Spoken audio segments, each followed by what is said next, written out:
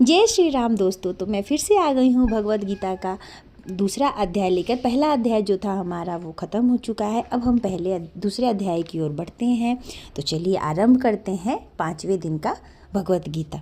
संजय ने कहा, युद्ध भूमि में इस प्रकार कहकर अर्जुन ने अपना धनुष तथा बाण एक और रख दिया और शोक संतप्त चित्त में रथ पर बैठ गया, रथ के आसन पर बैठ गया। ये संजय जो है वो धृतराष्ट्र को पूरी बात बता रहे हैं, क्योंकि उन्हें एक दिव्य दृष्टि मिली थी जिससे वो युद्ध भूमि की सारी घटनाएं देख सकते थे। चलिए दूसरे अध्याय की ओर बढ़ते हैं। गीता का सार। संजय ने कहा, करुणा से व्यापत शोकयुक्त अश्रुपूरित नेत्रों वाले अर्जुन को देखकर मधुसूदन कृष्ण ने यह शब्द कहे। श्री भगवान ने कहा, हे अर्जुन, तुम्हारे मन में यह कलमश आया कैसे? यह उस मनुष्य के लिए तनिक भी अनुकूल नहीं है जो जीवन के मूल्य को जानता हो। इससे उच्च लोक की नहीं अपितु अपयश की प्राप्ति होती है।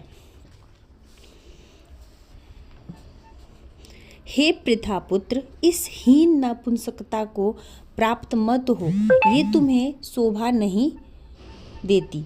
हे शत्रुओं के दमन करता, हृदय की क्षुद्र दुर्बलता को त्याग कर युद्ध के लिए खड़े हो। अर्जुन ने कहा, हे शत्रुहंता, हे मधुसूदन, मैं युद्ध भूमि में किस तरह भीष्म तथा द्रोण जैसे पूजनीय व्यक्तियों पर उलटकर बाण चलाऊंगा।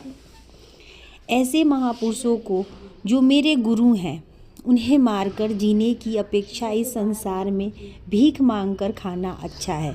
भले ही वे सांसारिक लाभ के इच्छुक हों, किंतु हैं तो गुरुजन ही। यदि उनका वध होता है तो हमारे द्वारा भोग्य प्रत्येक वस्तु उनके रक्त से सनी होगी। तो देखिए कैसे संस्कृत में है यहाँ पे दोहा, गुरु न हत्वा ही महानुभावन श्रेयो भोक्तु भैक्ष्यम पेहलोके हत्ववार्ध कामान सतु गुरुहिन्हवे भुजेन्य भू गान रुद्री प्रदिगाधान।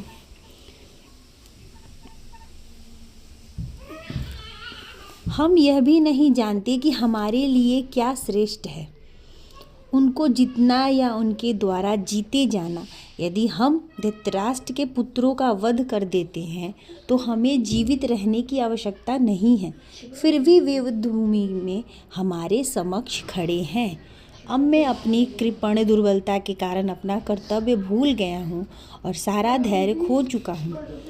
ऐसी अवस्था में मैं आपसे पूछ रहा हूँ कि जो मेरे लिए श्रेयस्कर हो उसे निश्चित रूप से बताएं। अब मैं आपका शिष्य हूँ और आपका शरणागत हूँ, कृपया मुझे